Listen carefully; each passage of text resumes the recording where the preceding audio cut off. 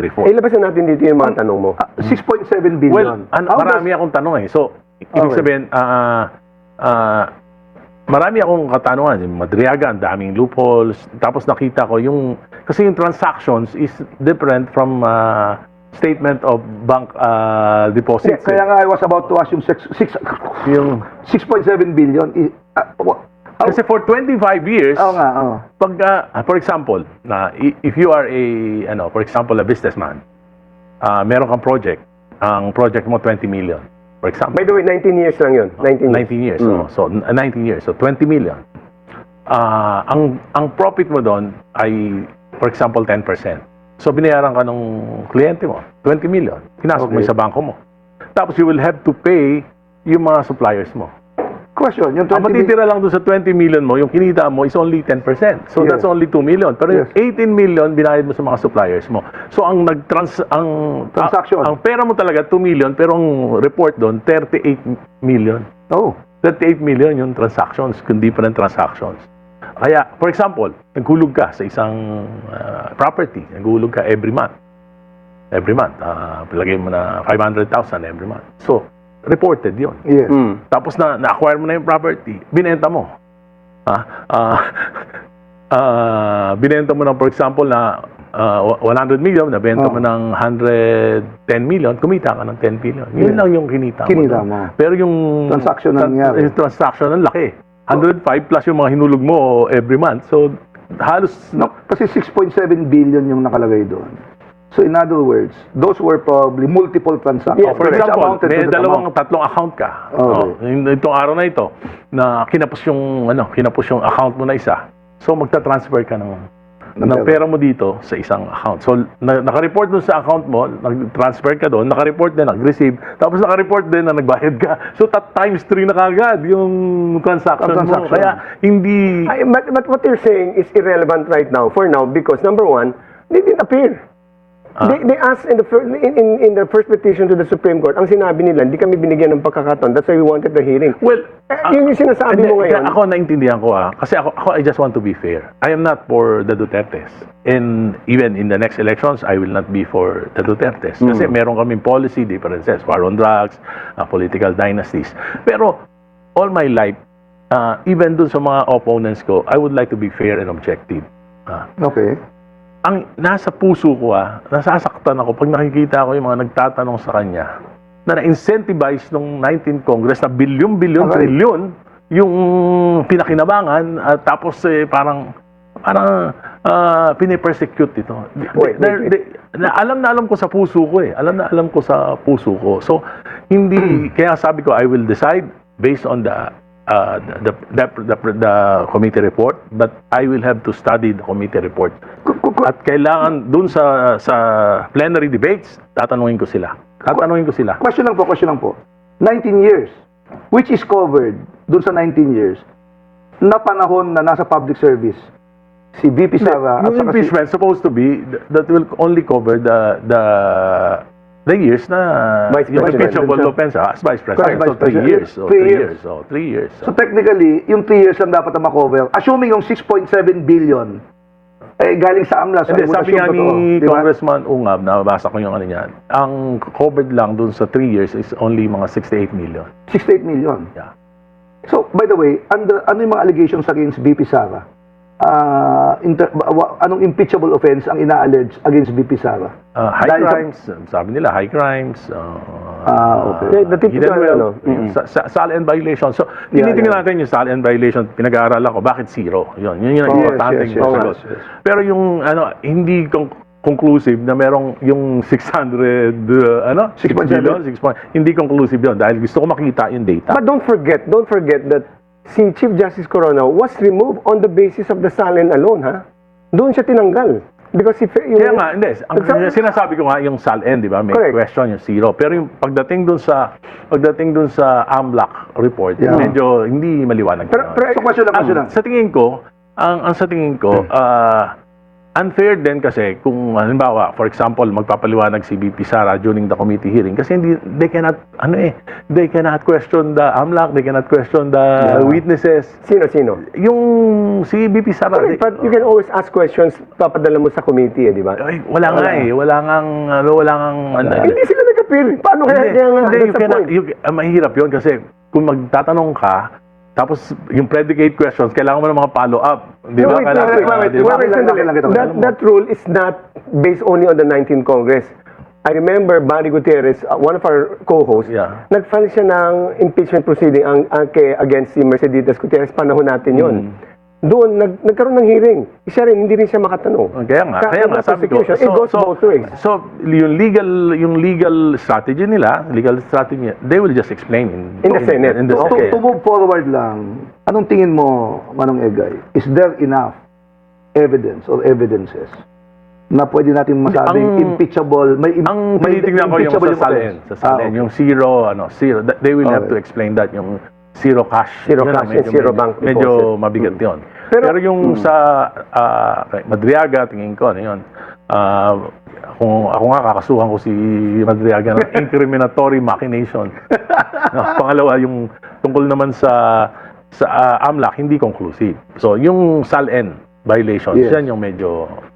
At saka yun nangyari, 2023-2024 yata. Galing sa iyo yun, i-deklarasyon mo kasi yung salin. Oh, yeah. Yun ang mabigat You know, doon, the di ba? problem I think here is you're given an opportunity at the very least to present based on rules long ago decided by the House. And yet, dahil in your absence, and when you're absent, Gegay, pag ikaw, you're not present, nature of may vacuum. So, ang naririnig ng taong bayan, yung side lang ng isa. Oh, pero darating din naman. nga, May sa trial din naman eh. So, I would rather explain it on the trial. Ang magpo-prosecute naman yung mga kasi ang ginagawa ng Committee on Justice, naghahanap sila ng ebidensya against di ba? Naghahanap sila. Yeah. They are producing evidences against the Vice President. So why would I even attend that? Yung sasabihin ko, gagamitin pa nilang ebidensya sa akin, doon ako sa trial. Understandably, but don't blame, that's a strategy. Tama rin naman Oo, kung you tama want to yung go there. strategy. Ang punto lang, ngayon, narinig ng taong bayan, yung isang side lang. So kaya, you're going to talk to media. Legal strategy. I would rather let them, feel their hearts out. Kaya pala nagbiyahe si VP Sara. Hindi. Ako personally, di ba? It is the choice of the VP Correct. Yeah. to attend or not attend. That's correct. So, let's not question that prerogative on their part. Karapatan niya yun eh. Karapatan. I'm not questioning that. No. The point is na wala siya ng opportunity to be heard by the But that's their public. business. No. Kung ako, yung abogado nga niya, sinusumpi na pa eh. Di ba para, look, tapos na usapan dito yan. Pangalawa, investigative lang to. Probably if they've done their part at meron pang isang hearing, iakit yun na yan. Ang tanong ko nga kay Manong Egay, meron bang enough numbers yung House to bring this up to the Senate? I think so. Ayun. 106. Kasi let's just move forward. May mag-speculate doon sa alam legal tactics alam ng mga naman Duterte din kasi. siguro ng kampo ni Vice President that whether may mag-present siya ebidensya with- yan o wala, Iakyat. iakyat yan. Because impeachment is a political act. Yes. Hindi naman siya traditional na Anyway, hearing there's sa another court. hearing. Saka natama si Nani. Yeah. May one more hearing and Yeah. then let the plenary decide. decide. Yeah. Let's go to the issue of former Speaker Martin Romualdez. Ano ang nahuli na si Saldico. I suppose it will take some time to bring him back. Siguro mga 2 years. Pero ano impact I understand meron siyang whole departure order. Ayaw ni Ombudsman Remulla na umalis siya ng bayan. Yes. So, ano sa tingin mo Hindi, impact? ang alam ko, nung nagsalita si Speaker Martin, wala pa siyang whole departure. Lookout order lang. Okay. Parang kagabi lang yata o kahapon Kagabi lang. yata. Kahapon lang Oo. lumabas yung Pero sabihin. nakakuha siya ng travel authority from the Speaker eh. Yes. Na in-impose ni Ombudsman Remulla, that's why dumiretso siya sa Sandigan, di ba? Kaya siya may whole Yes, departure pero order.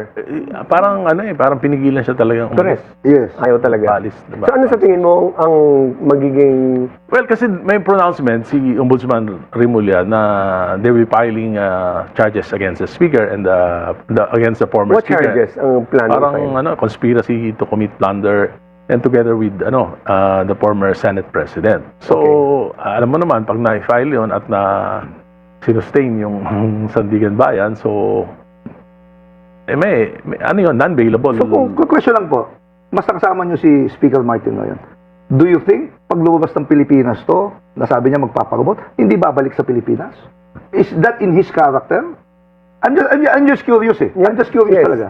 Hindi, Mr. basta- Van- Will he do a Saldico? In other mahirap, words. mahirap mag-speculate, Yes. mahirap mag-speculate. Pero ang narinig ko yung kanyang pronouncement na sabi niya, I will not go down alone. Very ano yun, very telling yun. So in other words, babalik. If he, So, if ibig he has sabihin, intentions of... ibig sabihin, kung gagamitin niyo ako para sa politika, magka-elbow room ang administration dito sa mga pinangako na papakulong, kung gagamitin niyo ako, hindi ako mastermind, I will not go down alone. Yun ang sabi So niya. sa tingin mo, banta yung kanino? Threat yun. Threat against whom? Threat doon sa magpapakulong sa kanya. Sino ba yung magpapakulong? Si Ombudsman Remulla. So, Ulit, sabi- Brad niya yun, nasa France.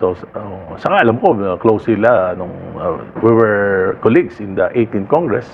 Siyang majority leader, si Speaker Martin. Laging nandun. Lagi kami magkakakwentuhan nila Ombudsman Boying. No? Alam mo, Manong, di ba? Yung threat ni Speaker Romualdez should not be taken lightly. Hindi. Speaker to eh. Kaya, ano Di yun, ba? this is a challenge to the President. To the administration, to the President, oo. To the administration. Kung hindi matutuloy, ibig sabihin, natakot. Kung hindi matutuloy yung kaso. Oo, matakot. Okay. Kung biglang umalis, hindi natakot din. Gano'n. Ito, speculation to, pero let me also ask this question. Sa tingin nyo, bago nag-decide si Ombudsman na hindi papayagang bumiyahe, hindi ka nag-usap yung magpinsan, si Pangulo at saka si Speaker na... Speculation. Kasi parang, pero, you know, alam naman natin blood is thicker than water. Tapos pareho silang nasa public service. Kasi ano man ang mangyari kay Speaker Martin, tatamaan yung administrasyon eh. kasi maraming... That relationship, mahirap isipin eh. Alam mo, ang malaki expectation ng mga Pilipino kay BBM, kay President BBM, na sabi niya, magpapakulong December 15. Marami kasi siyang pinangako na hindi natupad. And the claim is ako nag-umpisa. Ngayon, ito na naman. So, ano sasabihin niya sa SONA? Sa July? Ano sasabihin niya? Pagkatapos niya sinabi nung last year na mahiya naman kayo. Tapos walang So ang nangyari. ibig mo sabihin, dapat may mangyari Dapat bago may mag-zone. mangyari. This is July, no? So, question lang. You mentioned Saldico a while ago, di ba? So, was he really arrested there? Kasi ang gulo ng balita eh. Magulo talaga. Magulo. Was he really arrested? Or was he flagged down? Is he in jail? Can he be deported? Kasi ang pagkaka-arrest sa kanya, maliwanag sinabi, ay immigration issues. So, Okay. immigration issues, so maraming ways to kasi hindi naman tayo pwedeng makialam dun sa Batas nila. immigration law ng Ibang bansa. ng PRAC. So, maraming option kung ayaw umuwi ni Congressman Saldico, marami siyang option, legal option. For example, sabi nga, Or delay the pag-uwi.